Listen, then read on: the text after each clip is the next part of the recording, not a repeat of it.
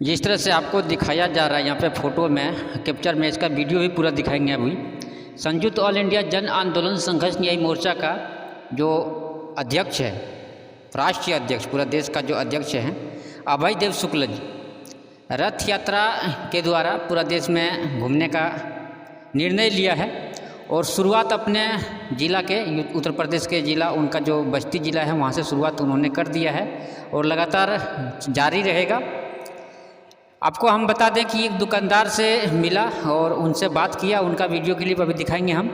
सिर्फ एक दुकानदार का 7 लाख रुपया जमा है और देश में ऐसे हज़ारों नहीं करोड़ों लोग हैं, करोड़ों लोग ऐसे हैं जिनका पैसा 7 लाख 10 लाख, आपको बहुत सारे वीडियो ऐसे दिखाए होंगे 2023 में 22 में। एक आदमी का 60 लाख 70 लाख रुपया तक जमा है, एक आदमी का। आप सोच सकते हैं कि 13 करोड़ निवेशक का कितना पैसा जमा है, सरकार क्यों नहीं देना चाह रही है। सबसे बड़ा सवाल यहाँ ये होता है कि इतना भारी रकम, इतना बड़ा रकम सरकार को देने के लिए सोचना पड़ रहा है। सरकार एक्चुअल में घर से तो दे नहीं रहा है, दे तो रहा है, हम लोग का ही पैसा खुद देगा, लेकिन फिर भी उसको कहता नहीं, जो चीज़ खा लिया जाता है उसको उगलना बहुत मुश्किल होता है। लेकिन अगर देश के सभी निवेशक एकजुट हो जाएंगे, कम से कम 50% भी हो जाएंगे, हमेशा वीडियो में हम कहते आ रहे हैं कि अगर 50% भी एकजुट हो जाएंगे तो खाया हुआ पैसा निकाला जा सकता है, संभव है। तो इस वीडियो में हम क्या बात करेंगे, बार बार वही चीज़ बात करेंगे, लेकिन हम आपको दावा कर सकते हैं कि अगर हम लोग एकजुट हो जाएंगे तो पैसा वापस मिल सकता है। आपको पता होगा कि बहुत दिन पहले ऐसे नेता लीडर लोग रथ यात्रा निकालते रहते हैं। वो लाल कृष्ण आडवाणी जी बहुत दिन पहले एक बार निकाले थे, हम लोग उसमें बच्चे थे। उसके बाद और भी नेता लीडर सुनते रहते हैं, निकालते रहते हैं। अभी राहुल गांधी जी 2022 में 23 में चुनाव से पहले, लोकसभा चुनाव से पहले उनका भारत जोड़ो यात्रा चल रहा था और भारत जोड़ो यात्रा में पैदल पूरा देश घूमा, हम सबको पता है। लेकिन अभी जो हम लोग इतिहास में पहली बार सहारा निवेशक, इतिहास में पहली बार सहारा निवेशक पूरा देश में रथ यात्रा निकाले हैं और घूमने जा रहे हैं। और मकसद एक ही है, इसका मकसद यही रहेगा कि बस सभी लोगों को जागरूक करना है। अभी बीजेपी की सरकार बनी है और हम लोग सहारा निवेशक, जितने मजबूत सहारा निवेशक हैं, हम लोग जो ज़्यादा पीड़ित हैं, जिनको असर पड़ा है, जिनका ज़िंदगी का सारा कमाई फंसा हुआ है सहारा में, वो लोग, बीजेपी का सरकार बना है, फिर भी आज भी दावे के साथ कहते हैं कि बीजेपी सरकार के वजह से, मोदी जी, अमित शाह जी की वजह से आज हम लोग को पैसा नहीं मिला है। सारा जड़ वही है, पैसा नहीं मिलने का कारण सरकार ही है, बीजेपी का सरकार ही है। अगर सरकार चाहता तो पैसा हम लोग को 2023 में मिल गया रहता, 22 में मिल गया रहता। तो चलिए आपको दिखाते हैं अभय देव शुक्ला जी का एक दुकानदार से जब मिला कि बात हुआ तो क्या बात हुआ, वो चीज़ हम आपको दिखाते हैं वीडियो के माध्यम से।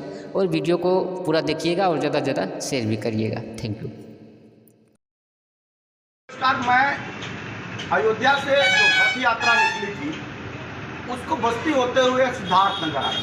सिद्धार्थनगर का एरिया बांसी का क्षेत्र है। ये बांसी पे हम अचानक चाय की दुकान, भूख लगती है चाय के लिए, हम भी खड़े हो गए, ड्राइवर ने कहा चाय पीना। आ गए, जिस दुकान पे हैं दुकानदार महोदय का 70 लाख रुपया और 5 एजेंटों ने इनका काम किया। इन 5 एजेंटों ने पैसा कैसे निकलेगा ये नहीं बताया, पैसा कैसे लिया जाएगा ये किया और 70 लाख कंपनी में लगा दिया, लेकिन निकलेगा कैसे इसके लिए कोई प्रयास नहीं किया। कमीशन पाया, मौज उड़ाया और 70 लाख सहारा के खाते में डाल दिया। ये एजेंटों का हाल। उससे भी बड़ा आपको यहाँ सुनाएं, उससे बड़ी बात, इस सामने एक महिला दिख रही है। ये महिला बेहद गाड़ी को देख करके आई हैं, इनकी बच्ची का शादी है और सहारा की कंपनी के लोगों ने फ्रॉड कैसे कैसे किए हैं, इनको ही एजेंट बना डाला और इन्हीं का पैसा लगा डाला कि अगर कहीं फंसेंगे भी, क्योंकि कार्यवाही अगर होगी तो एक निश्चित समय पे आएगा कि नापे आएंगे वही जो गलत तरीके से सहारा के प्रबंधन तंत्र के साथ खड़े। तो इनका पैसा भी है और एक जब कार्रवाई होगी तो इनको जेल भी जाना पड़ेगा। यानी इनकी बच्ची की शादी भी इनका नाम एजेंट में डाले और इनकी 20 लाख की रिकवरी है, 20 लाख रुपए, कितना 20 20 लाख रुपए है और इसी साल शायद शादी है। अभी ये इसी जुलाई में शादी है और दर बदर की ठोकरें खा रही हैं। ये गाड़ी देख करके हमारे पास आई हैं। हमारे पास कोई अथॉरिटी नहीं है कि मैं सिग्नेचर करके इनको पैसा, मेरा काम सिर्फ जगाना है। मेरा काम उन लोगों को जगाना है जिन गरीबों का पैसा लगा है, जिन बच्चियों की शादी नहीं हो पा रही। 35 से 40 साल की उम्र की लाखों लड़कियां पड़ी हैं जिनकी शादी इस पैसे के अभाव में नहीं हो पा रही। कई लोगों की किडनियां खराब हैं और कई लोग अपनी बेहाल हालत में है। शायद 70 लाख मिलता तो अपना व्यवसाय और भी बड़ा कर देता, लेकिन है क्या कि हम हाथ पे हाथ धरे बैठे। हम इंतजार कर रहे हैं कि हमारा एजेंट जो बताएगा हम वो करेंगे, और एजेंट कर रहा है कि उनको कागज के बदले में कागज थमा दे रहा है। वो आपका पैसा नहीं देना चाह रहा और वो एजेंटों से कंपनी साजिश करा करके उसको 15 साल और बढ़ाने जा रही है।